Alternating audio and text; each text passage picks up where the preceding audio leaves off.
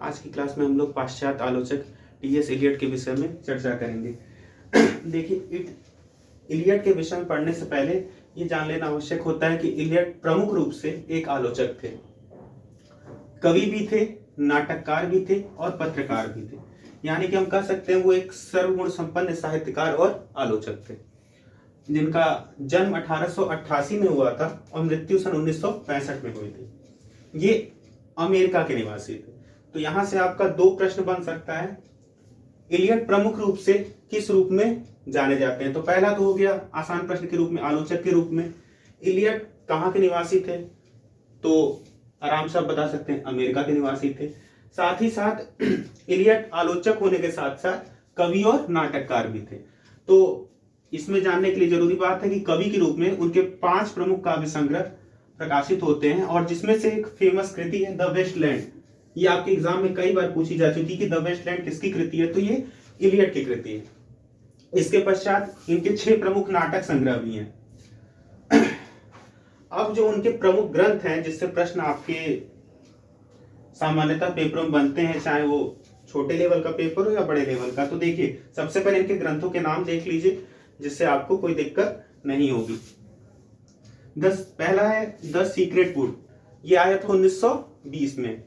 ये इंपॉर्टेंट रचना है परीक्षा की दृष्टि से। दूसरा essay on poetry and criticism, ये भी 1920 की रचना है। तीसरा होमेज टू जॉन ड्राइडन, 1924। फिर आता है सेलेक्टेड एसेज, ये भी रचना इंपॉर्टेंट है परीक्षा की दृष्टि से। द सेलेक्टेड एसेज ये आता है 1932 में। इसके पश्चात the use of poetry and the use of criticism 1933 में। इसके पश्चात आता है एलिजाबेथ एसेज 1934 में। Essays ancient and the modern 1936 की रचना है। ये भी रचना आपकी इंपॉर्टेंट है परीक्षा की दृष्टि से। The idea of the Christian society 1940 में आती है। तो एक चीज समझिए, जो 1940 से पहले के आपके ग्रंथ हैं, यानी कि एसेज एंसेंट एंड मॉडर्न 1936 तक के जो आपके ग्रंथ हैं, वो प्रमुख रूप से आलोचना ग्रंथ माने जाते हैं। इनके कैसे ग्रंथ माने जाते हैं? आलोचना ग्रंथ। मतलब इन्होंने इसमें आलोचना संबंधी अपने विचार प्रमुखता से दिए हैं। और इसके बाद के जो ग्रंथ हैं,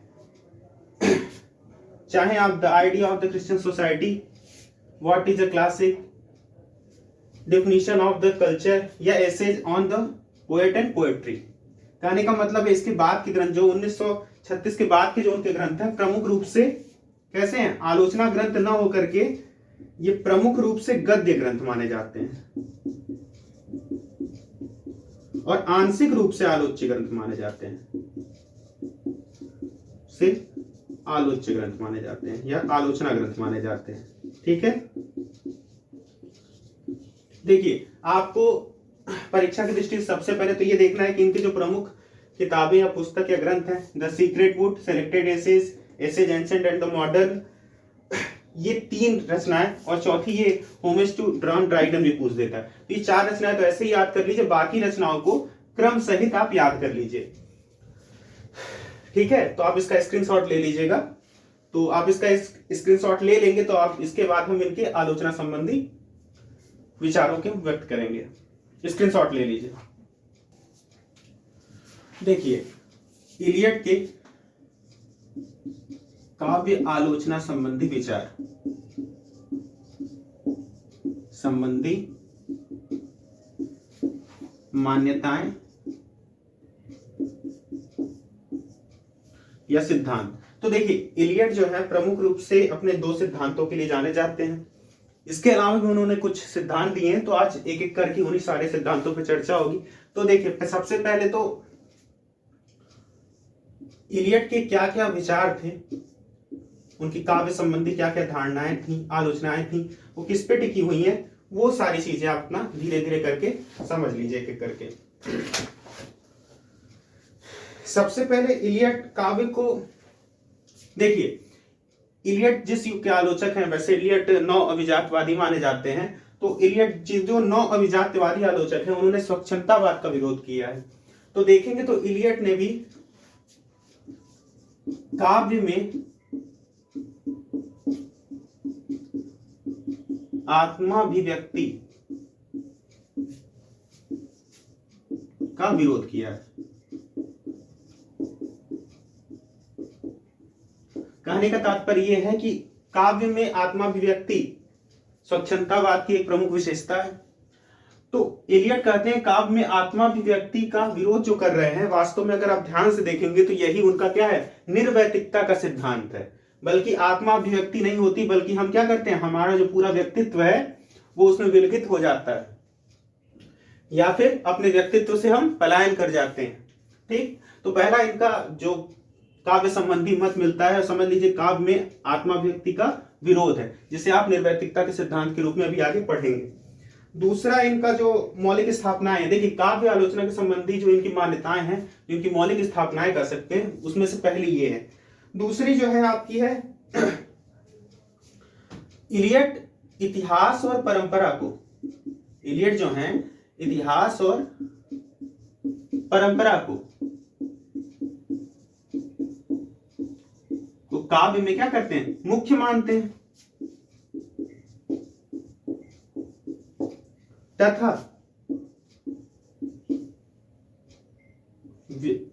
व्यक्ति के व्यक्तित्व को इतिहास और परंपरा को मुख्य मानते हैं, तथा उसी की तुलना में व्यक्ति के व्यक्तित्व को गौण मानते हैं, को अप्रमुख या गौण मानते हैं। ठीक है, दूसरी मान्यता आराम से समझिए। इलियट जो है वो काव्य में इतिहास और परंपरा को मुख्य मानते हैं क्योंकि ये सनातन मानते हैं, तथा इसी की तुलना में व्यक्ति के व्यक्तित्व को गौण मानते हैं। आप अभी इनकी परंपरा का सिद्धांत भी देखेंगे। तीसरी मान्यता है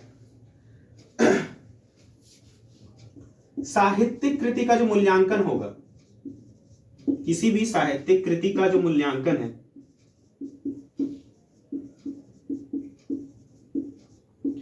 जो किसी भी साहित्यिक कृति का जो मूल्यांकन है, उसकी विषय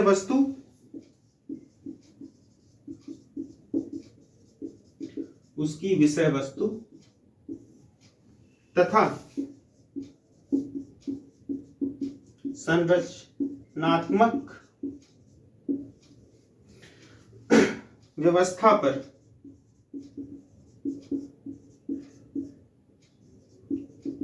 वस्तुपरक तथा तटस्थ।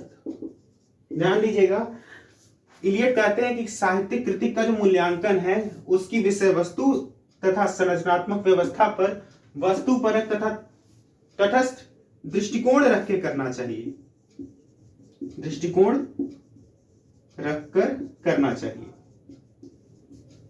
मतलब निरपेक्ष भाव से। तो तीन उनकी मौलिक स्थापनाएं हैं। पहली क्या है, काव्य में आत्माभिव्यक्ति का विरोध। तो कहने का मतलब है यही सिद्धांत जब आप अभी पढ़ाया जाएगा तो आपको पता चलेगा यही सिद्धांत आपका कैसा बन रहा है, निर्वैतिकता का, निर्वैतिकता का। दूसरा, इतिहास और परंपरा को मुख्य मानते हैं काव्य में, तथा व्यक्ति के व्यक्तित्व को गौण मानते हैं। तो ये सिद्धांत वास्तव में क्या है, परंपरा का। और जो साहित्यिक कृति का मूल्यांकन उसकी विषय वस्तु तथा संरचनात्मक व्यवस्था पर वस्तुपरक तथा तटस्थ दृष्टिकोण रखकर करने की बात करते हैं, ये वास्तव में ध्यान देंगे तो आप आगे की समीक्षा का नया रास्ता खोलने के लिए होता है। जैसे कि आप आगे के जितने भी सिद्धांत पढ़ेंगे, संरचनावाद, उत्तर संरचनावाद, वास्तव में वो पाठ पे जोर देता है। उसी तरह इलियट भी एक तरह से आप देखेंगे तो पाठ पे जोर दे रहे हैं, व्यक्ति के स्वयं के दृष्टिकोण की बजाय वस्तुपरक और तटस्थ दृष्टिकोण की बात कर रहे हैं। तो आधुनिक समीक्षा, तो तीन पहलू मिलते हैं इलियट की आलोचना में। तीन पहलू हैं, पहला है निर्वैतिकता, दूसरा परंपरा का सिद्धांत, तीसरा आपको दिख रहा होगा आधुनिक समीक्षा के लिए इन्होंने मार्ग प्रशस्त किया। इसके अलावा भी उनके कुछ और काव्य और आलोचना संबंधित सिद्धांत हैं। अब एक एक करके हम सारे सिद्धांतों को पढ़ते हैं। इसका स्क्रीनशॉट आप ले लीजिए तो हम आगे बढ़ते हैं। अब जो आपको चार प्रमुख बातें इलियट में पढ़नी है, जो एग्जाम में भी आती है। पहला इलियट का है निर्वैतिकता का सिद्धांत। पहला क्या है, निर्वैतिकता का सिद्धांत। दूसरा जो पढ़ना है, परंपरा और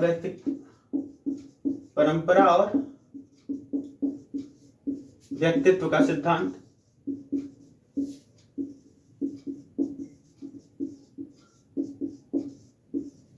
और एक दो चीजें हैं जो कि कभी कभी एग्जाम पूछ देती हैं लेकिन इंपॉर्टेंट होती हैं, जो आप नहीं जानते फिर छोड़ देते हैं। वस्तुनिष्ठ समीकरण, वस्तुनिष्ठ समीकरण का जो सिद्धांत था या वाद था, किसने दिया, तो इलियट ने दिया था वस्तुनिष्ठ समीकरण। और चौथा है भावबोध वियोजन, भावबोध वियोजन का सिद्धांत। तो ये चार प्रमुख सिद्धांत है जिसमें से निर्वैतिकता और परंपरा वाला मोस्ट इंपॉर्टेंट सिद्धांत है। ये और ये सिद्धांत मोस्ट इंपॉर्टेंट है, लेकिन परीक्षा में कभी कभी पूछ देता है वस्तुनिष्ठ समीकरण का सिद्धांत किसका है, तो आप नहीं पढ़े रहेंगे तो नहीं बता सकते कि ये भी क्या है, इलियट का ही सिद्धांत है, और साथ में भावबोध वियोजन का सिद्धांत। तो ये चार सिद्धांत आपकी परीक्षा की दृष्टि से महत्वपूर्ण है। अब चलते हैं एक एक करके इन सिद्धांतों को समझाते हैं। देखिए, सबसे पहले हम लोग परंपरा को देखेंगे तो अपने आप आपको एक एक चीजें स्पष्ट होती जाएंगी।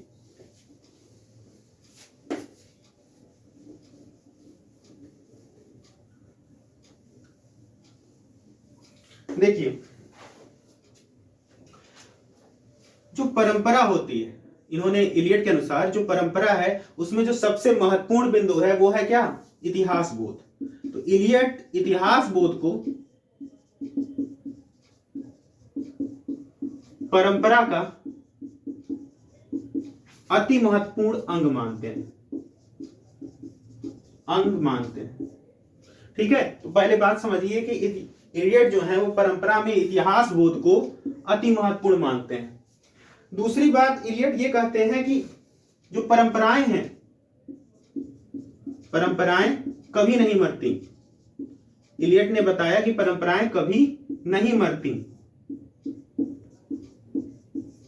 अब कभी नहीं मरती, इसके साथ साथ उन्होंने एक बात और बोली, बल्कि विकासवादी होती हैं या विकासोन्मुख होती हैं। अब ध्यान दीजिएगा, अगर आपसे कूट में पूछ दे इलियट के विषय में सत्य कथन नहीं है, तो आप देखिए परंपराएं कभी नहीं मरती परंतु विकासवादी नहीं होती हैं, अगर ये दे देगा तो आप उसे काट भी सकते हैं। कारण क्या है, परंपराएं कभी नहीं मरती ऐसा इलियट ने कहा, साथ ही साथ कहा बल्कि विकासवादी भी होती हैं। तो जो ये कह रहे हैं कि सतत विकास, विकासवादी होने का मतलब है क्या, सतत विकासोन्मुख होती हैं। आप ये भी बोल सकते हैं सतत विकासोन्मुख होती हैं। तो पहली बात तो आपके परंपरा वाले सिद्धांत में दो बातें स्पष्ट है। पहला, जो परंपरा का जो अति महत्वपूर्ण पहलू है वो क्या है, इतिहास बोध। दूसरा, उन्होंने कहा कि परंपराएं कभी नहीं मरती बल्कि सतत विकासोन्मुख होती हैं या विकासवादी होती हैं। तीसरी बात, ये परंपरा को जो लेकर के चलते हैं, तो परंपरा को ये लेकर के अभी आपको कुछ देर पहले मैंने मौलिक मान्यताएं बताई थी, उसमें एक बात छोटी सी बताई थी। इन्होंने इतिहास और परंपरा को, इतिहास और परंपरा को व्यक्ति के व्यक्तित्व से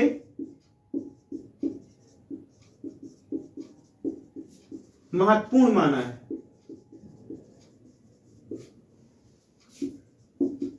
है, ध्यान दीजिएगा। इलियट जो है वो बोलते हैं कि इतिहास और परंपराएं, या फिर आप परंपरा का सिद्धांत पढ़ रहे हैं तो बोल सकते हैं परंपराएं व्यक्ति के व्यक्तित्व से भी महत्वपूर्ण होती है। कहने का मतलब अगर दोनों की वो तुलना करते हैं तो परंपरा को श्रेष्ठ दिखाते हैं, प्रमुख मानते हैं, और व्यक्तित्व को गौण मानते हैं। अभी आप कुछ देर पहले ही जब हम बता रहे थे तो उनकी जो मौलिक स्थापनाएं थी उसमें एक लाइन लिखे मिली थी, इतिहास और परंपराएं मुख्य होती हैं तथा व्यक्तित्व जो है वो गौण पक्ष होता है काव्य का। ठीक, तो ये तीन बातें इनके परंपरा वाले सिद्धांत में है। ध्यान दीजिएगा, परंपरा को प्रमुख मान रहे हैं पहली बात, व्यक्तित्व को गौण मान रहे हैं। परंपरा का सबसे इंपॉर्टेंट महत्वपूर्ण पहलू मानते हैं इतिहास बोध को, और तीसरी बात जो है वो कहते हैं परंपराएं कभी नहीं मरती बल्कि विकासोन्मुख होती हैं हमेशा। इसीलिए क्या है, और जो उस सनातन परंपरा को समझ करके रचना करता है वो रचनाकार श्रेष्ठ माना जाता है। तो इलियट का जो परंपरा और व्यक्तित्व का सिद्धांत है वो यही है। ठीक, इसका स्क्रीनशॉट ले लीजिए। तो अगला सिद्धांत आपको बताएं। चलिए अब अपने अगले सिद्धांत की ओर आते हैं, निर्वैतिकता का सिद्धांत।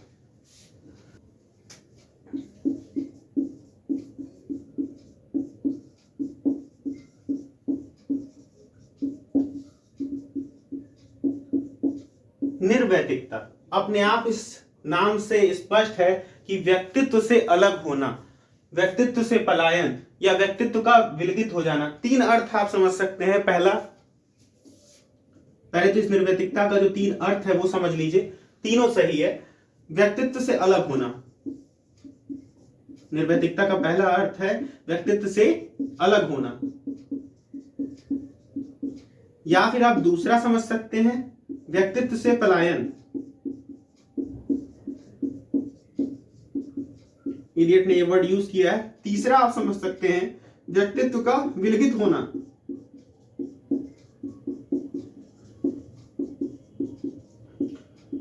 अब इन तीनों को आप एक एक करके समझेंगे।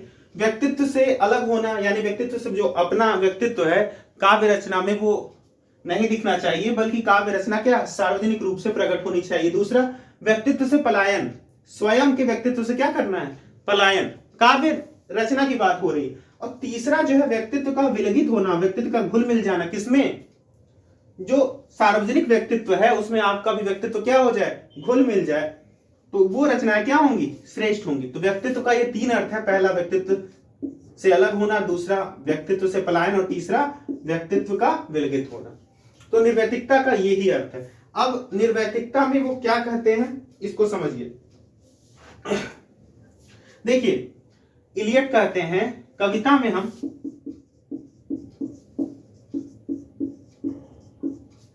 अपने भावों को, इलियट के अनुसार कविता में हम जो अपने भाव हैं उनको व्यक्त तो करते हैं। ध्यान दीजिएगा, कविता में हम अपने भावों को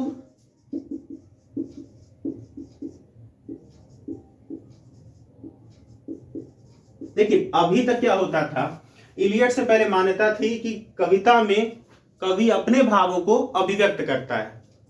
इलियट ने निर्वैतिकता का सिद्धांत दिया, मतलब व्यक्तित्व से अलग होना या व्यक्तित्व से पलायन या व्यक्तित्व से व्यक्तित्व का विलगित होना। इसका अर्थ क्या हुआ, कविता में हम अपने भावों को अभिव्यक्त न करके क्या करना चाहिए हमें,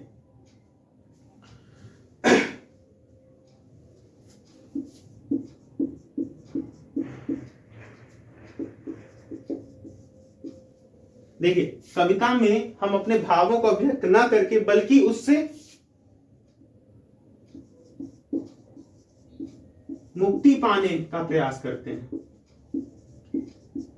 प्रयास करें या करना चाहिए। इस बात को अपने आप समझ लीजिए तो आपको निर्वैतिकता का सिद्धांत समझ में आ जाएगा कि कविता में हमें अपने भावों को अभिव्यक्त न करके बल्कि उससे मुक्ति पाने का प्रयास करना चाहिए। वास्तव में अपने व्यक्तित्व से अलग हो जाना चाहिए या व्यक्तित्व से पलायन कर लेना चाहिए, व्यक्तित्व को विलगित कर देना चाहिए। यही वास्तव में क्या है, निर्वैतिकता का सिद्धांत है। तो ये जो निर्वैतिकता के सिद्धांत है, व्यक्तित्व से पलायन है, अब ये करना क्यों है, देखिए जब आप स्वयं का ही व्यक्तित्व अपनी कविताओं में बार बार लाते रहेंगे, इलियट का मानना है, तो वो कहते हैं कि अगर आप स्वयं का ही व्यक्तित्व बार बार अपनी कविताओं में ला रहे हैं तो इसका मतलब ये है कि आप अपने जैसा ही लोगों को देना चाहते हैं। बल्कि वास्तव में कवि का कर्म ये होना चाहिए कि जो समाज की मनोस्थिति है उसके अनुसार आप कविताएं रचिए, ये नहीं कि केवल स्वयं की मनोस्थिति को समाज के सामने प्रकट करिए। तो निर्वैतिकता का सिद्धांत इसी तथ्य का समर्थन करते हुए दिखता है कि कविता में हम अपने भावों को अभिव्यक्त न करके बल्कि उससे मुक्ति पाने का प्रयास करें, यानी कि सार्वजनिक जो व्यक्तित्व है उसमें अपने व्यक्तित्व को विलगित कर दें। अब आगे देखिए, ये बात हो गई। इसके बाद जो है इलियट कहते हैं, इसको मैं मिटा दे रहा हूं निर्वैतिकता का अर्थ। इलियट जो है इसी में एक चीज कहते हैं कि ये मुक्ति पाने का प्रयास क्यों करना चाहिए, तो उसके पीछे भी एक उनका कारण दिया हुआ है कि जो कवि का स्वर है, कविता में जो कवि का स्वर है, जो मतलब कवि ने लिखा है, वह कवि का स्वर न होकर, न होकर मतलब व्यक्तिगत न होकर, देखिए कवि का स्वर न होकर मतलब व्यक्तिगत न होकर क्या हो जाना चाहिए, ये विश्व मानव, विश्व मानव मतलब संपूर्ण मानव जाति, यह हमारा समाज, यह हमारा समूह, वह विश्व मानव के या विश्व मानव का सार्वजनीन मतलब विश्व मानव का सार्वजनीन स्वर बनना चाहिए, स्वर बन जाना चाहिए। तो इसका सीधा सीधा अर्थ यह हुआ कि आपका व्यक्तित्व क्या हो गया, विलगित होकर के विश्व मानव के व्यक्तित्व में घुल मिल गया। ये वास्तव में निर्वैतिकता का सिद्धांत है। देखिए सबसे पहला आपको समझना है निर्वैतिकता के सिद्धांत में कि होता क्या है। तो कविता में जो कवि है वो अपने भावों को व्यक्त न करके बल्कि उससे मुक्ति पाने का प्रयास करेगा। अभी मुक्ति पाने के प्रयास के फलस्वरूप उसे क्या होगा, जो कवि का स्वर है वह उसका स्वर न होकर विश्व मानव का सार्वजनीन स्वर बन जाएगा। यानी इसको आसान भाषा में आप ये कह सकते हैं, जो कवि का व्यक्तित्व है वो उसका व्यक्तित्व न होकर उससे पलायन होकर ये क्या हो जाएगा, या फिर विश्व मानव के जो संपूर्ण व्यक्तित्व में क्या हो जाएगा, घुल मिल जाएगा। यही क्या है, निर्वैतिकता का सिद्धांत है। अब इसी में एक कोटेशन जो है एलियट का, भाई कई बार परीक्षाओं में आ चुका है, तो वो भी आप नोट कर लीजिए। तो ये दो बातें तो यही है, इसी से पूरा इनका सिद्धांत है कि अपना व्यक्तित्व छोड़ करके सार्वजनिक व्यक्तित्व में घुल मिल जाना ही क्या है, निर्वैतिकता का सिद्धांत है। तो जो इनका कोटेशन है वो जो परीक्षा में आता है वो भी आप नोट कर लीजिए, इसके स्क्रीनशॉट आप ले लीजिएगा।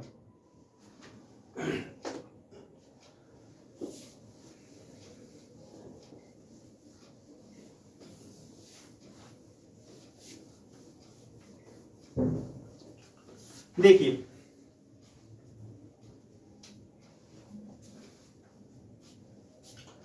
इनका एक मत है जो परीक्षा में आ सकता है, पहला तो वो नोट करिए कि कविता के द्वारा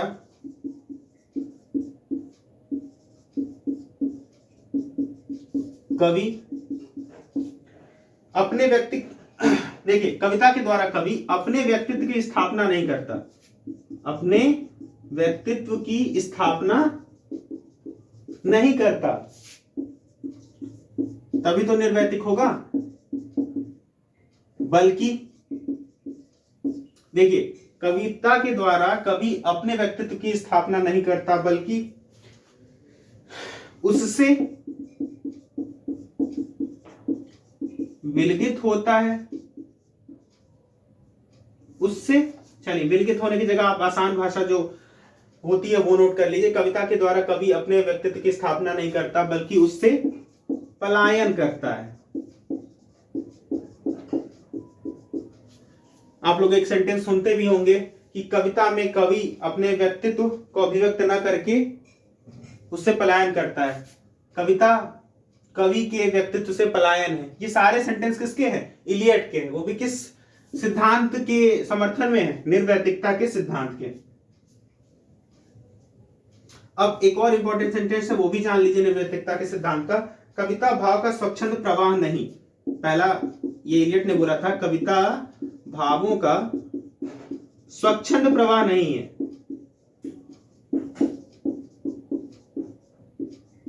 ध्यान दीजिएगा इस लाइन में ही इलियट क्या कर रहे हैं, देखिए स्वच्छंदतावाद का विरोध कर रहे हैं कि कविता भावों का स्वच्छंद प्रवाह नहीं है बल्कि क्या है,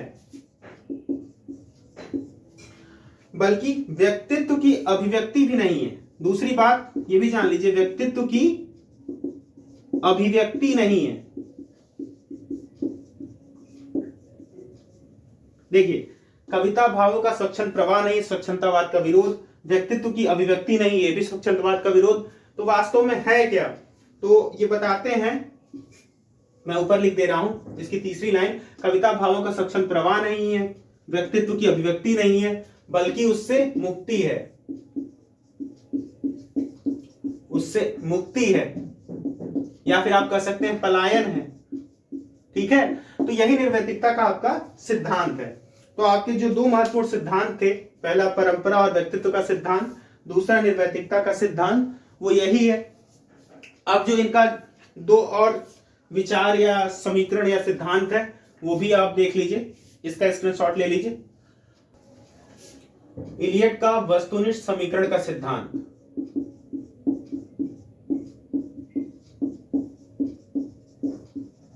तो इलियट का वस्तुनिष्ठ समीकरण का सिद्धांत था क्या, इसको समझने के लिए आपको कुछ ज्यादा नहीं करना। देखिए इलियट ने एक बात समझाई कि अगर आप कविता को लिख रहे हैं तो उस कविता को कैसे सर्वोत्तम अभिव्यक्ति मिले, इसके लिए उन्होंने वस्तुनिष्ठ समीकरण का सिद्धांत दिया है, सुझाव दिया कि कविता को सर्वोत्तम अभिव्यक्ति कैसे मिल सकती है, इसी के लिए वो वस्तुनिष्ठ समीकरण का सिद्धांत लाते हैं। तो इस सिद्धांत के अनुसार क्या है, देखिए जो मनोभाव है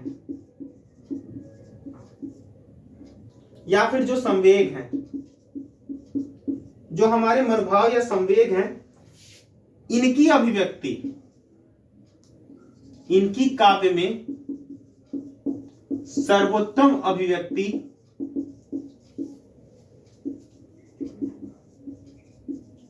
कैसे की जाए। देखिए मनोभावों और संवेगों की अभिव्यक्ति काव्य में सर्वोत्तम कैसे की जाए, कहने का मतलब है जो मनोभाव है या संवेग हैं, इनकी अभिव्यक्ति किस विधान से सर्वोत्तम अभिव्यक्ति बनाई जाए, इसी के लिए उन्होंने इसी बात का ध्यान रख करके, देखिए इसी बात का ध्यान रखते हुए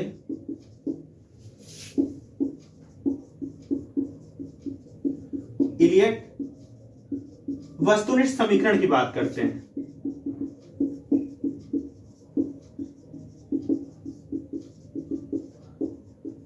तो पहली बात तो एक चीज समझ लीजिए कि अगर आपसे कभी एग्जाम में आ गया वस्तुनिष्ठ समीकरण का सिद्धांत जो है इलियट का, वो वास्तव में क्या है, तो उसके लिए आपको सिंपल सा उत्तर पता होना चाहिए कि मनोभाव और संवेगों को काव्य में सर्वोत्तम अभिव्यक्ति कैसे प्राप्त हो, इसी के लिए सिद्धांत बनाया गया था। इंपॉर्टेंट क्या है, मनोभाव और संवेगों को काव्य में सर्वोत्तम अभिव्यक्ति कैसे प्राप्त हो, इसी के ध्यान रखते हुए इलियट ने वस्तुनिष्ठ समीकरण का सिद्धांत दिया था।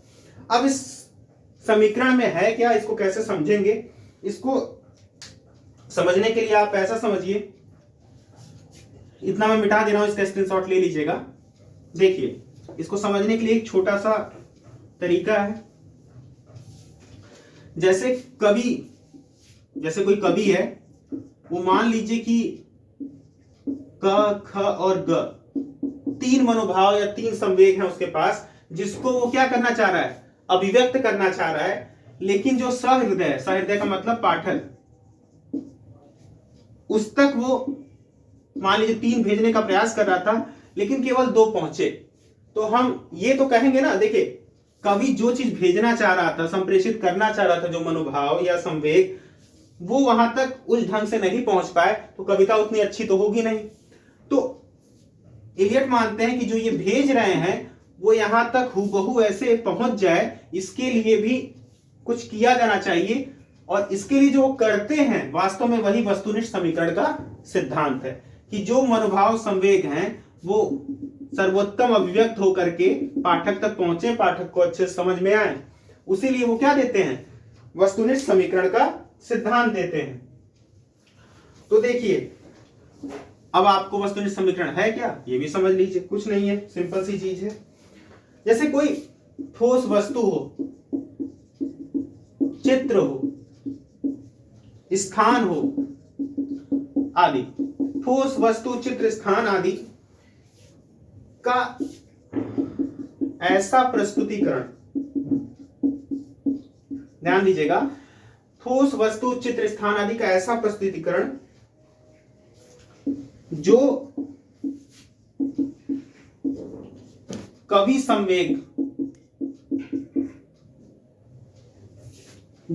संवेग को तत्काल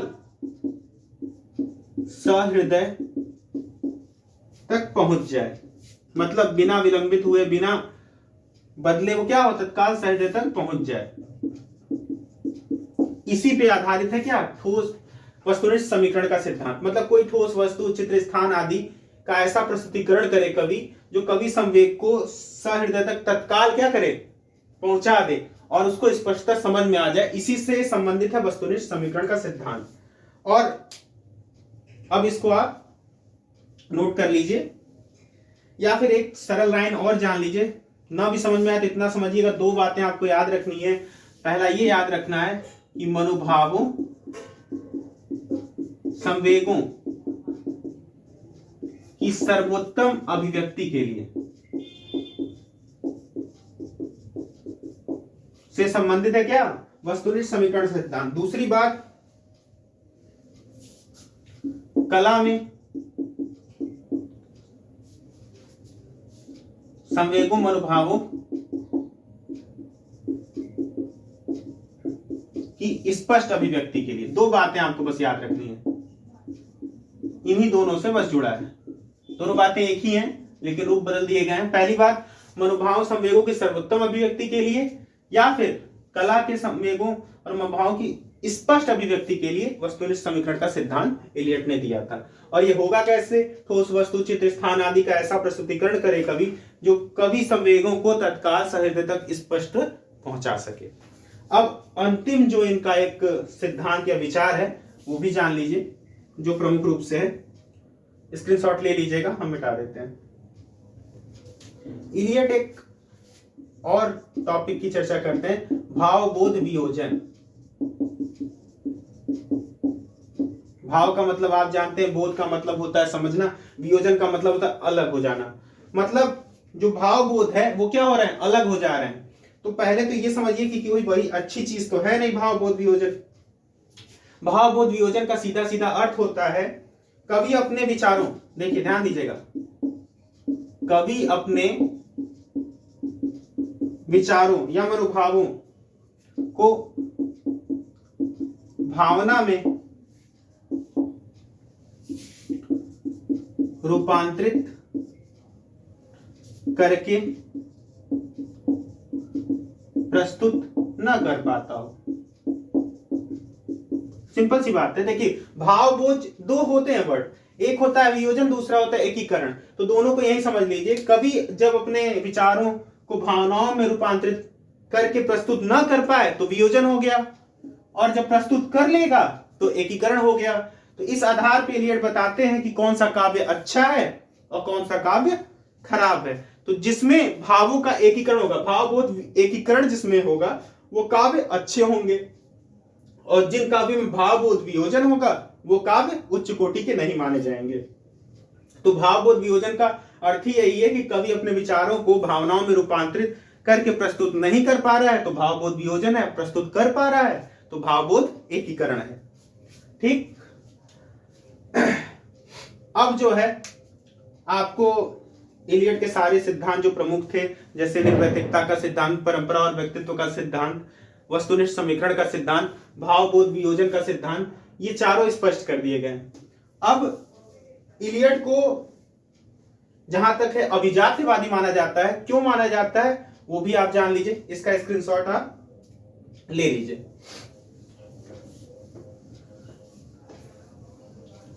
कभी कभी क्वेश्चन बन जाता है कि इलियट किस प्रकार के आलोचक हैं, तो इलियट को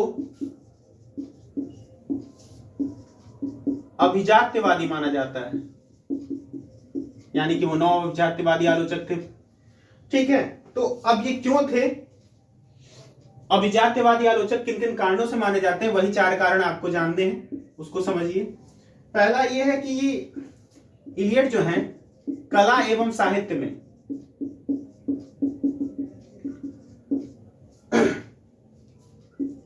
व्यवस्था और अनुशासन को महत्व देते हैं।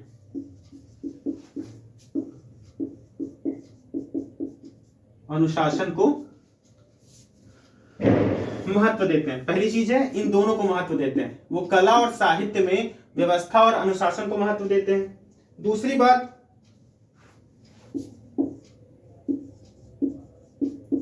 कला या साहित्य सुव्यवस्थित है,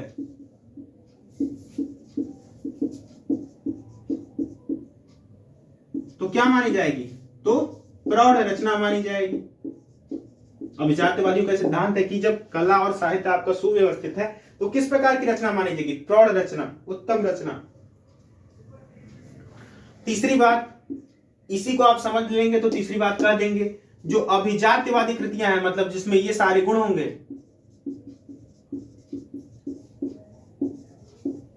क्या होती है, प्रौढ़ कृति होती है, या प्रौढ़ रचना होती है, या उत्कृष्ट कृति होती है।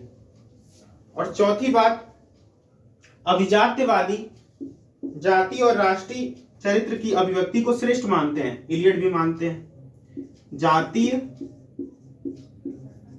और राष्ट्रीय चरित्र की अभिव्यक्ति या वर्णन, जो भी आप कह लीजिए। देखिए, इलियड इन चारों बातों को मानते हैं, या अभिजात्यवादी इन चारों बातों को मानते हैं। पहला, कला तथा साहित्य में व्यवस्था और अनुशासन के महत्व को मानते हैं, स्वीकार करते हैं, होना ही चाहिए। दूसरा, कला या साहित्य सुव्यवस्थित है तो कैसी रचना होगी? प्रौढ़ रचना होगी।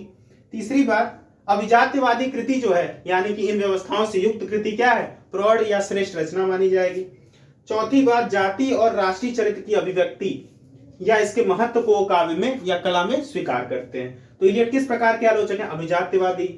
ठीक, ये कहाँ के आलोचक थे? तो अमेरिका के थे। 1888 में इनका जन्म हुआ था, 1965 में मर गए थे, तथा इनकी सारी रचनाएं आपको मैंने बता दी जो इंपॉर्टेंट भी थी। चारों मत हो गए।